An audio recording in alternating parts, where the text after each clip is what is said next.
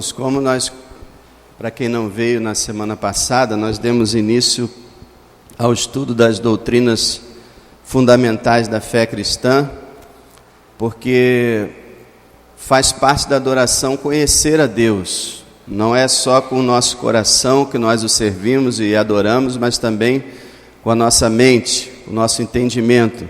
E quanto mais nós conhecermos sobre Deus, melhor nós o adoraremos. E também, para nós podermos identificar o erro, a gente precisa saber as doutrinas fundamentais. Nós começamos pelas Escrituras Sagradas e vimos na semana passada que a Bíblia é inspirada por Deus. Foi Deus quem criou a Bíblia. A Bíblia é inerrante, porque ela é a palavra de Deus, então ela não pode ter erro, porque Deus não erra. A Bíblia é infalível, tudo o que está escrito nela há de se cumprir, nenhuma palavra cairá por terra. A Bíblia é suficiente, nela tem todos os ensinos que são necessários para o nosso conhecimento, para a nossa salvação e para nosso crescimento espiritual. Não há necessidade de nenhum outro livro senão a Escritura. Todos os outros livros que nós lemos, eles adicionam conhecimento, mas derivado da Escritura. Se um cristão tiver só a Bíblia, ele tem mais do que o suficiente. E vimos, em último lugar, que a Bíblia é a única regra de fé e prática. Tudo que nós cremos tem que estar na Bíblia. Se não está na Bíblia, não tem valor, não deve ser crido. Nem que uma pessoa tenha tido uma visão, uma suposta revelação ou uma experiência, isso não importa para a igreja, não é ensino para a igreja. Isso é uma falha muito grave da igreja moderna, que tem aceitado qualquer coisa como autoridade, mas só a Bíblia é a autoridade. Então não importa a experiência de um cristão, a experiência de um cristão é para ele. E no máximo pode servir de um testemunho, mas nunca de ensino. Nunca de ensino. O ensino vem da Bíblia. E é a única regra de prática também. Todo o nosso comportamento, nossa vida, deve ser pautado pela Escritura Sagrada. Isso tem também caído por terra, visto o número de divórcios e adultérios que se encontram dentro das igrejas, e fora outras coisas que são totalmente proibidas na Escritura Sagrada. Então as igrejas estão conseguindo funcionar sem obedecer a Bíblia, e isso vai ser cobrado, como nós vamos ver na próxima tela, que eu não mostrei semana passada. Afirmar que a Bíblia é um livro de origem humana, cheio de erros, porque todo ser humano erra, né? Então se é humano tem erros, cheio de erros. Deixar de acreditar em seus relatos históricos e ensinos, basear sua fé e conduta em qualquer outro livro ou doutrina humana, são práticas condenáveis e extremamente mortais. Então está aí. E coisa que muita gente nas igrejas está fazendo. Eu vou explicar devagar. Quando uma pessoa afirma que a Bíblia é um livro apenas humano, e por causa disso cheio de erros. Quando uma pessoa deixa de acreditar na Bíblia, nos seus relatos históricos, como por exemplo muitos mestres que dizem que os milagres e os acontecimentos sobrenaturais da Bíblia são apenas lendas, são apenas contos. Deixar de acreditar em seus relatos históricos e ensinos, deixar de acreditar nos ensinos, basear sua fé e conduta em qualquer outro livro ou doutrina humana, como as seitas fazem. Você quer conhecer uma seita? Ela tem a Bíblia e mais alguma coisa, como os mormons têm o livro dos mormons, como os adventistas têm os escritos de Ellen White, como os testemunhas de Jeová têm também seus livros. Então, uma seita, ela tem a Bíblia e livros adicionais. A igreja só tem a Bíblia.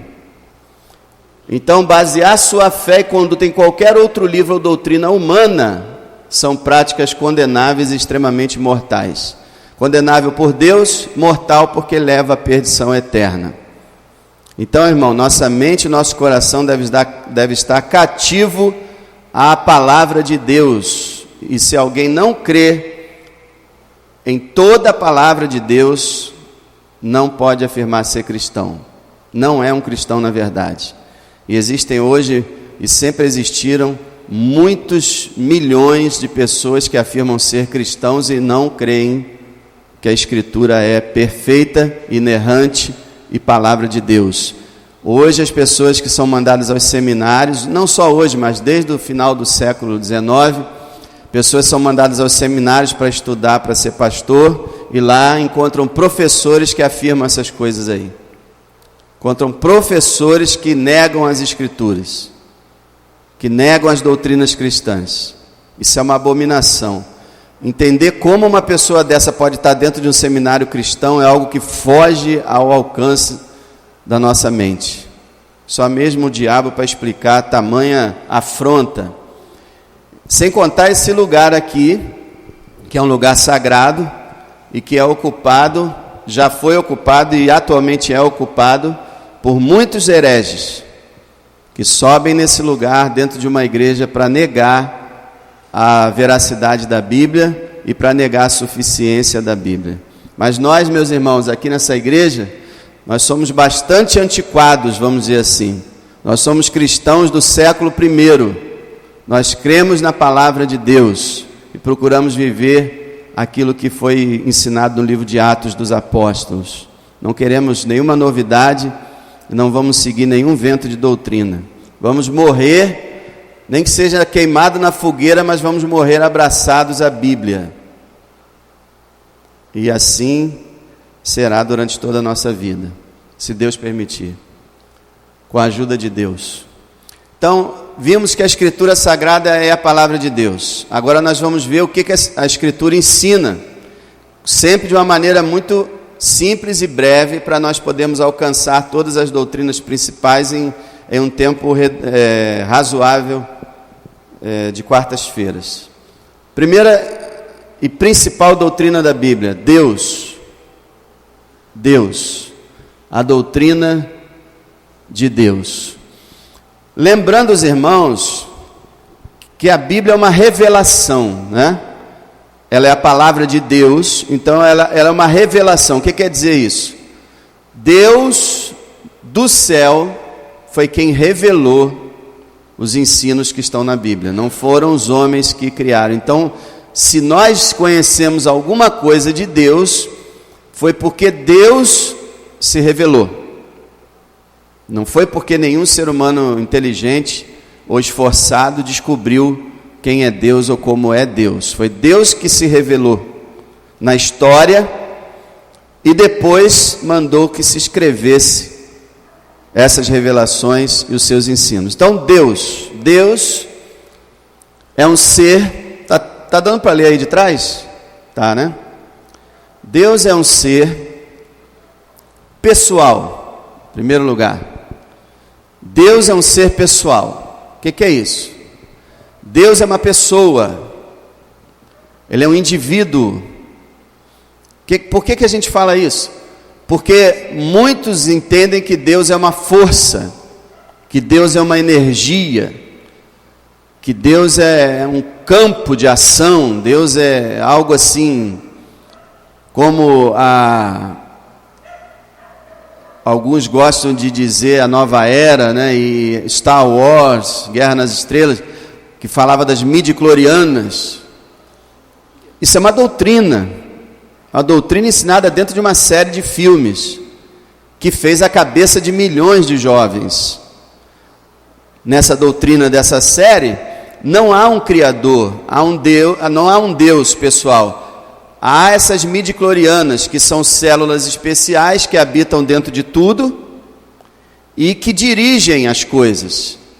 Só que elas não são um ser pessoal, é uma força sem um eu, vamos dizer assim. É como o ensino da evolução. O universo veio do quê? Diz o cientista, da evolução. O que é a evolução? Uma força cega e aleatória. Então Deus não é assim. Essa história de ter uma energia dentro do homem, dentro da pedra, dentro da árvore, dentro do mar, isso é chamado de panteísmo. Panteísmo, que é Deus está em tudo. É diferente de Deus ser onipresente. Nós vamos ver que Deus é onipresente. Mas Deus está em tudo. Deus está na pedra, Deus está no rio, Deus está na madeira da árvore. São os indígenas que creem nisso. Por isso eles adoram as árvores, adoram o sol, adoram uma pedra, adoram um monte. Essa é uma doutrina falsa. Deus não está nas matérias, Deus não está nas células. Deus é um ser e Ele é uma pessoa. Quando eu falo que Deus é uma pessoa, eu não estou falando que Deus é um ser humano, embora a gente vai chegar a ver que Deus tornou-se humano em Cristo. Mas não quer dizer Deus é humano, quer dizer que Deus é uma pessoa, Ele é um indivíduo, ele tem um ego, Ele tem um eu, Ele tem uma mente, Ele tem vontade, raciocínio e sentimentos. Então Deus é um ser pessoal, não esqueça disso. Essas doutrinas que eu estou falando, se alguém ensinar diferente, é herege, tá? É heresia ensinar diferente disso. Então Deus é uma pessoa. Deus é um ser espiritual. A Bíblia fala, Jesus disse, Deus é espírito. Lembra João capítulo 4, falando da mulher samaritana? Deus é espírito. Deus é um ser espiritual. Quer dizer que a essência dele é espiritual, ele é um espírito. Como eu já expliquei, nós não sabemos o que um espírito é. Nós só sabemos que ele é o contrário do corpo, ele não é material, ele não é físico. Apesar de Deus ser um ser pessoal, ele não tem um corpo, ele não tem uma forma, ele não tem um tamanho, ele não tem aparência física. Quando Deus apareceu no Velho Testamento em forma humana, ele estava como que os teólogos acreditam que era o Filho de Deus se manifestando na sua forma futura, quando ele ia ser encarnado. Então ele só aparecia ali como um ser humano, não era humano, aparecia na forma humana, depois desaparecia, voltava para o céu. Então Deus não tem uma aparência. Quando Deus aparece a Moisés no Monte Sinai, depois ele fala para Israel, vocês viram alguma aparência? Quando vocês viram que eu desci ali? Não, não vimos. Então vocês não vão fazer imagem. Você já viu alguma imagem de Deus? Nunca, né? A única coisa, o máximo que as pessoas chegam é uma pintura de um homem barbudo, né? De um velho barbudo nas nuvens. Isso é um erro muito grave. Agora, uma estátua de Deus, você já viu alguma? Não existe, né? Por quê? Porque há uma proibição total de você fazer Deus parecer ser alguma coisa. Então, Deus não é parecido com um velho barbudo. Deus, na verdade, não é parecido com nada, porque Ele é espírito, Ele é espiritual. Tá? Quando João viu lá em Apocalipse 4, alguém como que assentado, com uma aparência assim, uma aparência daquele jeito, uma aparência daquele outro, é porque agradou a Deus manifestar alguma aparência. Deus faz isso. Ele aparece algumas vezes como fogo, aparece como uma nuvem, ele aparece de diversas formas, mas ele não tem aparência, é um ser espiritual, não tem corpo, não está confinado à matéria. Deus é um ser eterno, Ele não tem fim. Nenhum ser que Deus criou tem fim. Nenhum ser moral, né? Anjos e homens não têm fim. Mas Deus também não tem início. Todos os seres tiveram um início. Deus não teve. Deus não tem um início. E além do mais, todos os seres que vivem eternamente, vivem por causa dele. Agora, Deus vive por causa dele mesmo.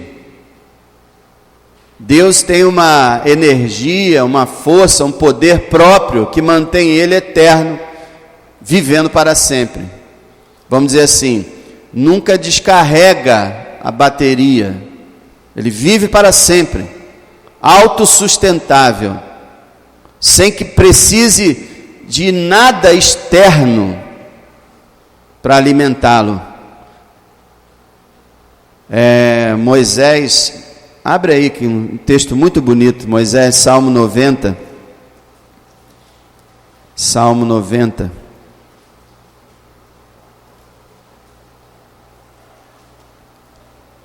Versículo 1.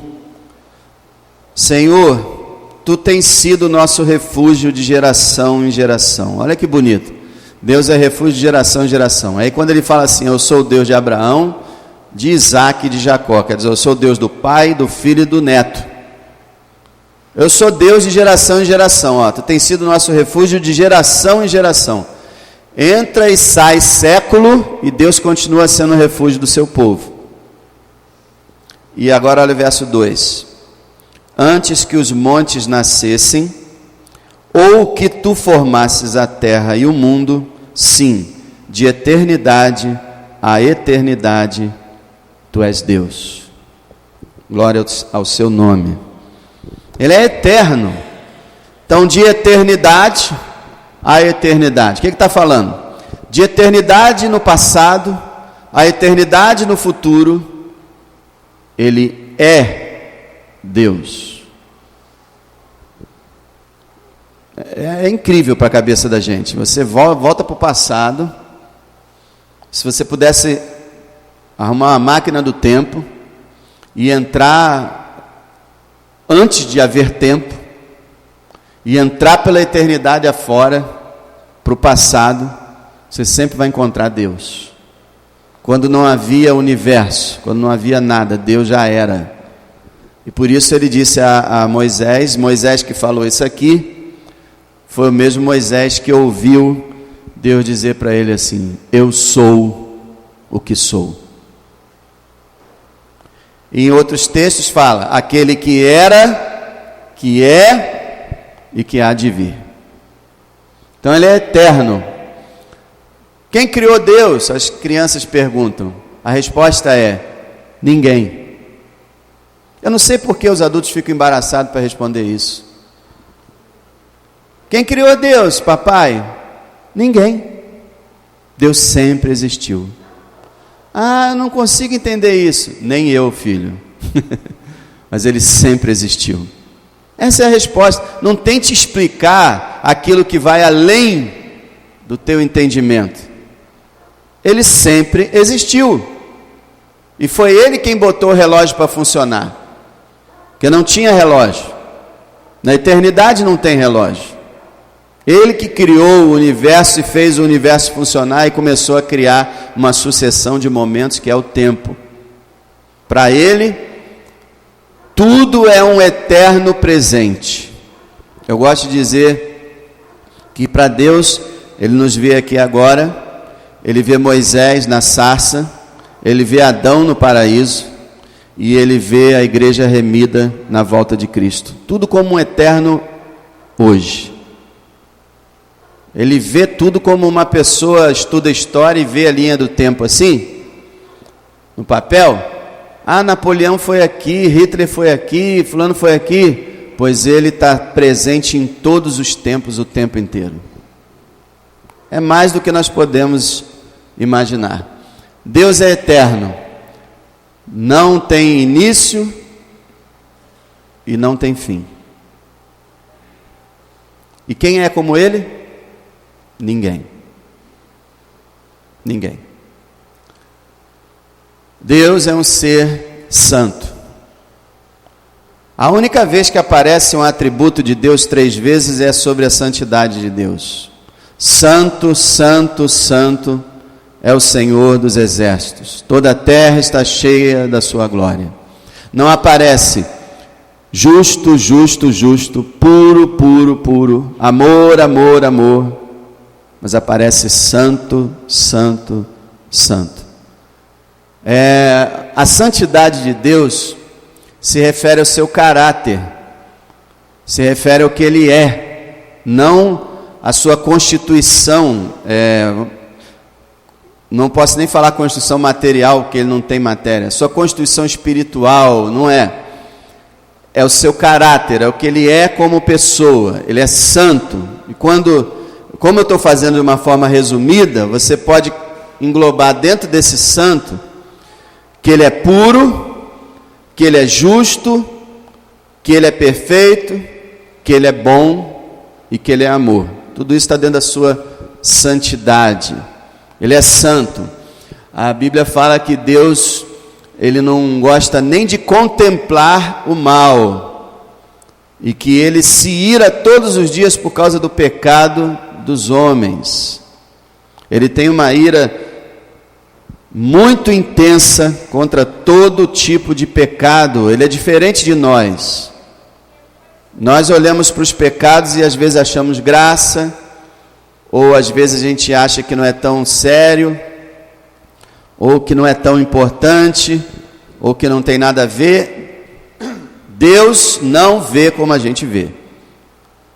Para Deus, se uma pessoa rouba um lápis ou R$1 milhão, todos os dois são pecado. É claro que existe pecado mais grave do que o outro. Ensina-se às vezes na igreja que não existe pecadinho nem pecadão. Isso não procede. Não existe pecadinho, é verdade. Existe pecado e pecadão, vamos dizer assim. A Bíblia ensina que há sim níveis de gravidade de pecado. Há alguns pecados que irritam mais a Deus do que todos os outros. Todos os pecados são graves, mas alguns pecados são gravíssimos. Deus é santo, não compactua com pecado algum. Quando diz a Bíblia que ele lembra de que nós somos, na nossa estrutura, que somos pó, que ele se compadece, não quer dizer que ele concorda com o erro que nós cometemos. De maneira nenhuma, Deus concorda com nada que fazemos que esteja errado. Nada. Ele é santo, puro. Ele abomina todo o mal. Dizer que Deus é santo significa que, como diz João, Deus é luz e não habita nele treva alguma. Se você fosse ilustrar de uma maneira material, é como se Deus fosse branquinho, todo de branco, e não tivesse nele um cisco de poeira sobre o seu ser. Deus é 100% puro, 100% santo. E o pecado é realmente abominável aos seus olhos. A única forma da gente poder ter comunhão com esse Deus santo foi através do seu Filho que morreu naquela cruz por nossos pecados. Se não fosse isso, todos nós seríamos fulminados e lançados no inferno, porque é isso que merecemos por ser pecadores. E um Deus justo não tolera pecado. Quando a Bíblia fala que Deus perdoa pecado, não quer dizer que ele é tolerante ao pecado. Ele perdoa pecados porque ele puniu o filho dele. Por isso ele pode perdoar o meu e o seu pecado. Você quer saber? A maior demonstração da santidade de Deus foi a cruz. Porque Deus ali esmagou o seu filho e o puniu severamente por causa dos nossos pecados. Deus é um Deus que pune, meus irmãos. O século XX retirou a santidade de Deus, o juízo de Deus e a condenação de Deus sobre o pecado. Hoje você não tem um Deus mais assim.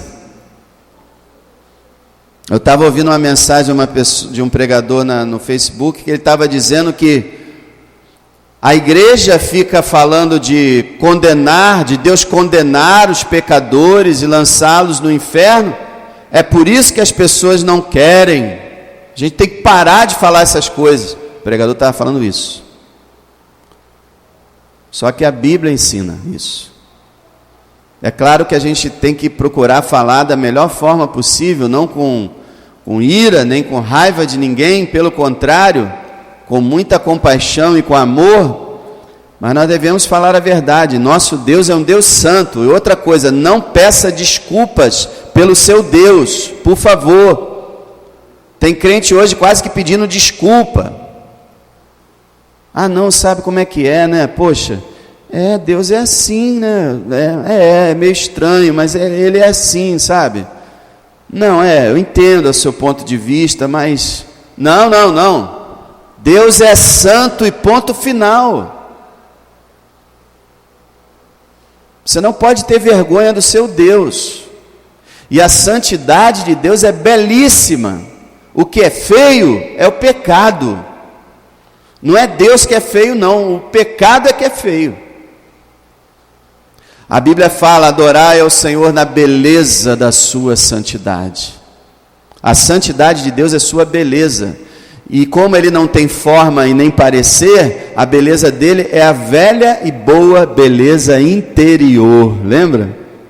Quando as pessoas falam o que importa é a beleza interior, e as pessoas ficam rindo, porque todo mundo quer ser bonito, todo mundo quer ser isso, quer ser aquilo, mas realmente para Deus o que importa é o interior. Deus não tem nenhuma preocupação com a aparência externa. E às vezes a gente pode tomar um choque no céu. Eu não sei, eu acho que não, mas de repente pode acontecer, tomar um choque no céu, pisar no céu e olhar uma pessoa feia. Quem é esse aí? Jesus. Jesus? Jesus. Poxa, mas ele não tem olho azul, nem cabelo comprido, não é branquinho, não tem aquele rosto lindo de artista de cinema, não? Não. Esse é Jesus. Eu não estou falando que isso vai acontecer, tá? Ninguém sabe nada a respeito da aparência de Jesus. Só estou querendo dizer para você que Deus, Ele vê o que está dentro. Lembra quando Deus mandou Samuel ungir o novo rei?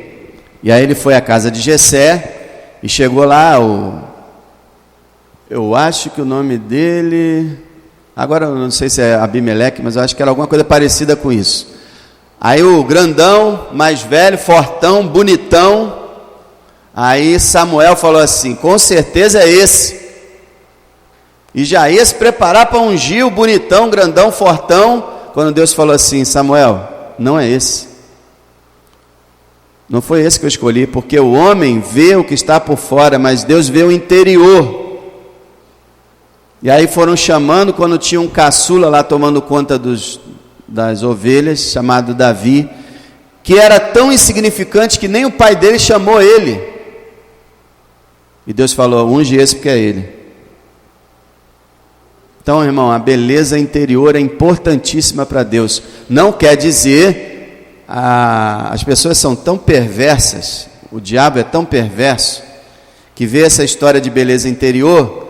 Aí os crentes começaram a dizer assim: o que importa é o interior. Aí o que começaram a fazer? Andar de mini saia, de roupa transparente, de decote, porque o que importa é o interior. Espera aí, o exterior também tem sua importância. Nós temos que andar exteriormente decentes, mas o interior é o principal. Deus é santo, belo. Então, irmão, preste atenção numa coisa: quando você estiver se relacionando com Deus, você não chega para Deus e fala assim: ô Senhor, o Senhor sabe, eu pequei naquele negócio, mas o Senhor sabe que eu sou fraco, o Senhor sabe que nós seres humanos somos falhos e pecadores, o Senhor sabe que eu fiz isso por causa daquilo, o Senhor sabe, né? Não faça isso não. Não faça isso não. Deus é santo, irmão. Deus é santo. Então não importa o que as pessoas pensam hoje, Deus continua sendo santo. Então quando você quiser perdão, vai lá e fala: Deus, me perdoa porque eu pequei, não tenho justificativa. Lê o Salmo 51. Não tenho desculpa, não tenho justificativa, o pecado é horrível aos teus olhos, eu peço perdão pelo sangue de Cristo. Aí você será perdoado. Mas não porque Deus resolveu te dar uma chance, porque Deus resolveu passar direto, não ver o que você fez e tal, deixar para lá. Não. Só o sangue de Jesus Cristo. é que garante o nosso perdão. Deus é santo, irmão. Então, quando ele disse assim, não adulterarás,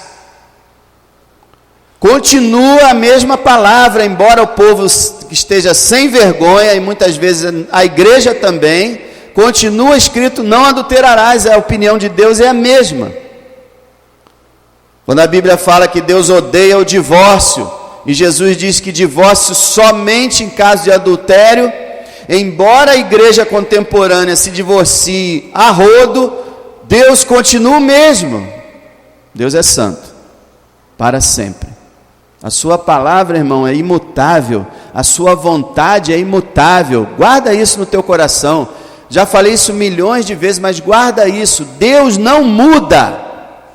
A sociedade vai mudando, né? O homossexualismo está aí forte, batendo contra a sociedade, tentando entrar e ficar normal de qualquer jeito. Uma hora vai acabar conseguindo, vai ficar normal. O próximo tema vai ser a pedofilia. A pedofilia vai ser o amor também, uma manifestação de amor, vai ser descriminalizada e vão tentar empurrar para ser normal também. E vai ser normal também, se Deus não fizer alguma coisa. Agora, Deus continua o mesmo. A sociedade muda, a igreja, chamada igreja, vai mudando, mas Deus continua o mesmo. E a gente tem que prestar bastante atenção nisso. Deus é, continuando, onipotente. Diz a Bíblia que nada é impossível para Deus. Diz a Bíblia, agindo eu, quem impedirá? Diz a Bíblia, estaria pois encurtada a mão do Senhor? Diz a Bíblia que Deus é o mais alto e sublime ser que existe, e que ninguém pode resistir à sua vontade, e nem escapar das suas mãos, e Ele é chamado de Todo-Poderoso. É por isso que é um absurdo você querer comparar Deus com o diabo. É você querer comparar um leão com um vira-lata. E mesmo assim ainda é pouco essa comparação. Deus com o diabo nem se compara. Deus é todo poderoso. Guarda isso, Ele é onipotente. E só Ele, hein? Só Ele. Ninguém mais é. Existem outros seres poderosos, mas só Deus é todo poderoso. E outra coisa, os outros seres poderosos têm poder pela autorização de Deus, porque a hora que Ele desautorizar esse ser, ele perde todo o poder. Deus é onipresente, Ele está em todo lugar. Diz a Bíblia que Ele enche os céus e a terra. E Davi fala no Salmo 139, para onde me irei do teu espírito? Se eu tomar as asas da alva, se eu fizer a minha cama no Seol, no lugar dos mortos, no inferno, no céu, onde eu for, ali também tu estás. Não há um lugar no universo onde Deus não esteja. Deus, Ele é tão onipresente, que é como se o universo fosse uma caixa de sapato, e ao mesmo tempo Ele está dentro da caixa e fora da caixa. Ele está em todo lugar, nem mesmo o universo o contém. E outra coisa, o universo não é infinito, só Deus é infinito, só Deus não tem fim. Tudo tem um fim, tudo tem um limite, só Deus não tem. E Ele é onipresente, portanto não existe lugar em que Deus não esteja, e até no inferno Ele está. Isso é algo que as pessoas não entendem, muitas pessoas, não, Deus não está no inferno, Ele está, só que lá Ele não manifesta a sua presença, não confere a sua bênção, Ele só vê, Ele é onipresente. Não existe um lugar onde Ele não esteja. Você está entendendo isso? Alguém pode dizer, não entendo. Deus não está Deus não está no inferno. Se ele não estivesse no inferno, ele não seria onipresente. Onipresente significa que é o único que está presente em todas as coisas. Todo o universo e até fora do universo onde ele é, vamos dizer assim, ele está. E outra coisa impressionante, ele não se divide. Não é como aquele desenho animado do Multi-Homem, né, que aparecia uma multidão de homens. Ele não é uma multidão de deuses, e ele também não envia um pedacinho para cada lugar, não. Ele está plenamente, perfeitamente, completamente em todo lugar, sem se dividir.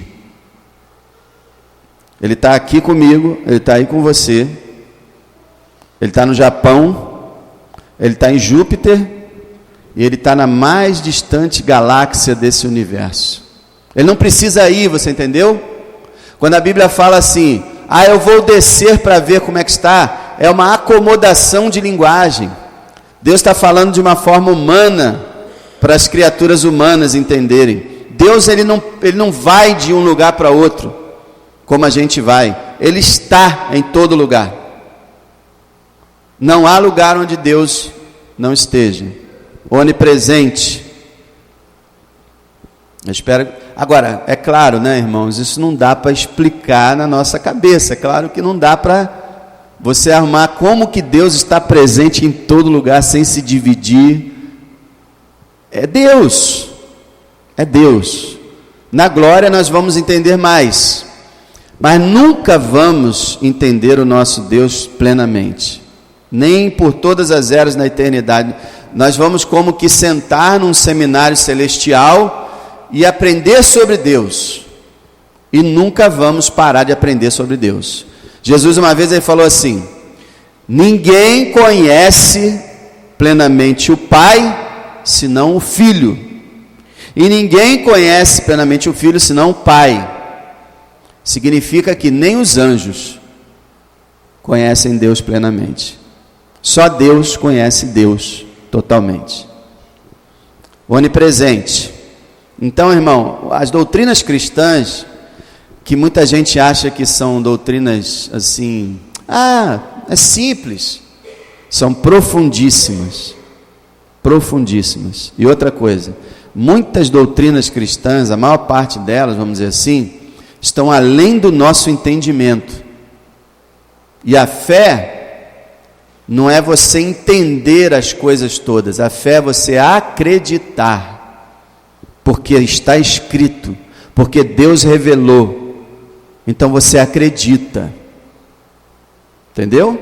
Se um incrédulo vier e falar para você assim, me explica como é que Deus faz para estar em todo lugar e plenamente em todo lugar sem se dividir, você diz para ele, eu não sei, mas eu sei que ele está, entendeu? Não tenha vergonha de dizer eu não sei,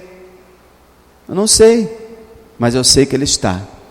Eu sei o que a Bíblia afirma, e eu não sei nada do que a Bíblia não fala, certo? E Deus, gente, ele é tão profundo que não dá para encaixar na nossa mente humana. Lembra quando Jesus estava conversando com Nicodemos e falou do novo nascimento? E Nicodemos terminou falando assim, mas como pode ser isso? Aí Jesus falou assim para ele, mas se eu falei das coisas terrenas, você não entendeu? E se eu falar das celestiais? Quer dizer, se Deus fosse nos explicar o que Ele é, ou como Ele é, a sua natureza, nós não entenderíamos jamais. A nossa mente é muito finita, pequena e pecaminosa para entender tamanha grandiosidade. Deus, irmãos, Ele é tão grande que os anjos, que são cheios de glória e poder, os anjos contemplam a Deus com admiração. Diz lá em Isaías 6 que os anjos cobriam seus rostos diante de Deus. Olha a reverência. O problema é que o ser humano diminui Deus com seus pensamentos vãos. Deus é onisciente. Onisciente quer dizer que ele é o único que conhece tudo. Mas ele não conhece assim porque ele ouviu falar, não. Ele conhece porque ele viu. E não só porque ele viu, porque ele sabe. Ele sabe, por exemplo, se a Terra daqui a 1500 anos existir, ele sabe quem nasceu ali no Parque Flora, vamos dizer assim, com o nome de Joaquim, quem nascerá, e quantas células ele nasceu. Ele sabe tudo. E de uma maneira que Deus, eu estou falando com reverência, mas eu estou tentando explicar para vocês. Deus nunca se assentou numa sala de aula para aprender absolutamente nada.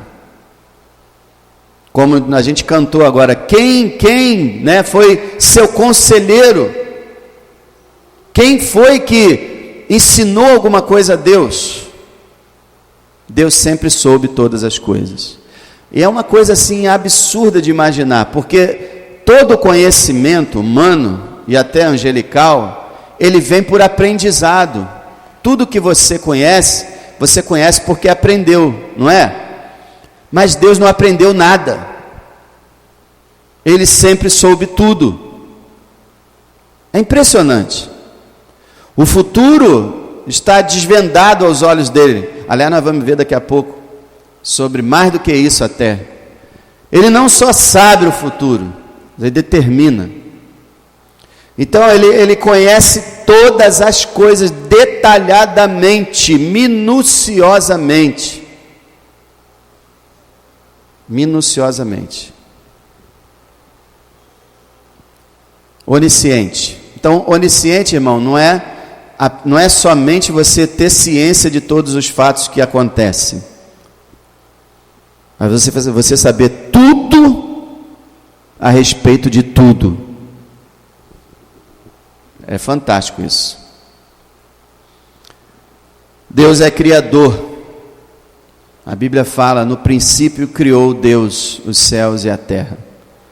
O mundo não veio de uma evolução. Deus criou o mundo. Deus, ele é o criador de todas as coisas. Deus só não é criador de uma coisa, apesar de que ele permitiu a sua entrada. Deus só não é criador do pecado. Mas mesmo assim ele permitiu a entrada do pecado dentro da sua criação. Mas ele não criou o pecado. Porque se ele criasse o pecado, ele não seria santo.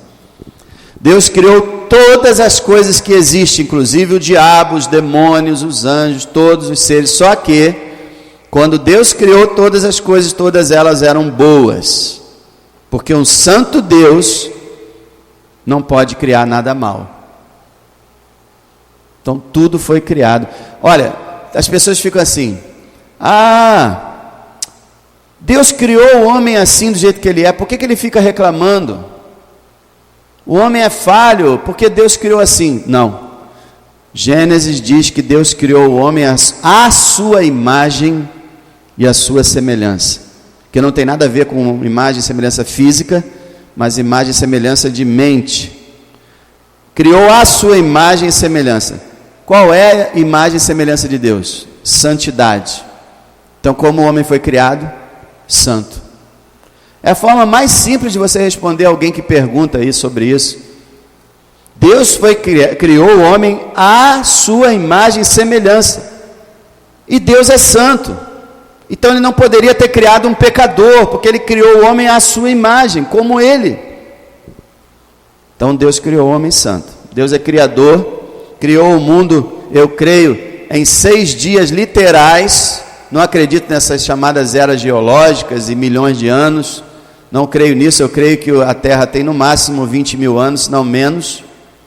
Toda essa conversa científica, muitas coisas forjadas e outras por causa do dilúvio, que mudou toda a geologia da Terra. Então, eu creio num Deus que criou os céus e a terra em 6 dias. Criou pela palavra do seu poder e pela sua infinita sabedoria. Ele é o Criador e sustentador. Isso é importante. Por quê? Porque existe também uma heresia chamada deísmo, onde as pessoas dizem que Deus como um relojoeiro, fez o relógio, deu corda e foi embora. Muita gente diz que Deus fez todas as coisas, mas hoje Ele não se mete na terra, Ele deixa os humanos viverem e não intervém em nada. Isso não é verdade. Deus é sustentador de todas as coisas. Ele não simplesmente criou uma máquina chamada natureza, deu corda e deixou rolar, mas a Bíblia diz que Ele é responsável pelo sol nascer amanhã. Ele é responsável pelo sol e pela chuva. Ele é responsável pelo crescimento da plantação. E disse Jesus, Ele é responsável até por um pardal que cai por terra. Ele sustenta todas as coisas. No Salmo 104, você lê como é lindo esse Salmo 104, que a Bíblia fala que Deus cria os animais, cuida da natureza, da vegetação e cuida dos homens. Deus sustenta. Agora nunca diga, irmão, que está escrito na Bíblia que não cai uma folha da árvore sem a vontade de Deus, porque isso não está escrito na Bíblia. Tá bom? Esse é um dos maiores erros da igreja. Está escrito na Bíblia que não cai uma folha da árvore se não for da vontade de Deus. Não está escrito. Isso há anos atrás eu tive uma dúvida quanto a isso. Eu falei, não é possível. Aí eu procurei em vários programas para ver se existia esse texto. Não existe. O que Jesus falou é que não cai um pardal por terra. Aí o pessoal inventou a folha da árvore. Mas é verdade também. Só que não diga que está escrito na Bíblia. Tá? Então Deus é sustentador da nossa vida. Por isso que quando a gente faz aniversário, a gente dá graças a Deus, porque nós estamos vivos por causa dele. Paulo fala que nele nós vivemos, existimos e nos movemos. E Deus é governador de tudo. Ele é criador de tudo, sustentador de tudo e governador de tudo. Deus é soberano. A soberania de Deus é afirmada na Bíblia. Mas se você visse como a soberania de Deus é afirmada na Bíblia, você ia ficar de cabelo em pé. Ele faz tudo, literalmente tudo, até inclinar o coração das pessoas para fazer o que Ele quer. Ele domina sobre céus e terra, Ele determina o futuro, Ele decreta todas as coisas pela sua vontade. Não passa nada sem que Ele diga, isso não pode, não vai acontecer. Isso acontece, pode acontecer. Ele determina todos os acontecimentos dentro da liberdade do agir do homem. Isso é um mistério também. É um mistério. O homem é livre para agir, mas ao mesmo tempo Deus é totalmente soberano e Senhor de todas as coisas. Não existe um Deus que fica tentando e não conseguindo, ou um Deus que planeja e se frustra porque não consegue. Quando Deus faz um plano, Ele executa. E Ele é Senhor. Se você lesse nas várias passagens, você ficaria espantado como Deus, Ele levanta rei, depõe rei. Ele permite ditaduras levantarem e depois as desfaz. Até mesmo esses hereges, esses abusados que estão zombando da fé bíblica e dele mesmo, está tudo sob o seu controle. Ele é Senhor de todas as coisas. Soberano. Irmão, entenda o que significa Senhor. Senhor é quem manda. Deus não abre mão de ser Senhor. Jamais. Jamais. Ele é Senhor. Então Ele criou tudo, sustenta tudo e é governador de tudo. Agora, para a gente terminar, negar qualquer desses atributos divinos é rejeitar o verdadeiro Deus e criar um Deus para si mesmo, o que é idolatria. Quando uma pessoa nega qualquer atributo que eu falei aqui, e quando ela rejeita qualquer dessas informações que foram trazidas aqui, ela está formando dentro da mente dela um Deus, o que é idolatria. Não se engane, meu irmão. Idólatra não é só o que adora, por exemplo, uma santa ou um santo. Idólatra é aquele que adora um Deus que ele inventou. Por exemplo, quantas vezes as pessoas falam assim: Um Deus que lança pessoas no inferno, eu não acredito. O meu Deus não lança ninguém no inferno. Esse Deus que essa pessoa está falando não existe. E não é o nosso Deus. O nosso Deus é aquele que se revelou na Bíblia Sagrada. Então, irmão, uma coisa muito importante. Deus tem que ser aceito por completo. Você não pode aceitar metade dele. Você não pode dizer assim: eu creio num Deus de amor, mas eu não aceito um Deus de ira, um Deus justo e santo, vingador, porque a Bíblia chama Deus de vingador. Um Deus que condena, não aceito. Você não está aceitando Deus, porque um ser, ele tem que ser aceito por completo. Mesmo que às vezes você, eu não entendo bem esse negócio de inferno, é difícil, mas você acredita, sabe que é real, então tá bom. Mas lá na glória, a gente vai entender exatamente porquê do inferno, e a gente vai dar glória a Deus. Aliás, todas as criaturas vão dar glória a Deus. Todas, mesmo os condenados. Então Deus precisa ser aceito de forma completa e total. Esse é o nosso Deus. Na semana que vem, a gente vai continuar e apresentar a doutrina da Trindade, que é também uma doutrina muito negada atualmente por algumas seitas, e também é uma doutrina fundamental. Quem não crê na Trindade, não crê em Deus, não tem salvação. Nosso Deus é o Deus triuno. É um Deus que existe em 3 pessoas, a gente vai ver isso na próxima quarta-feira.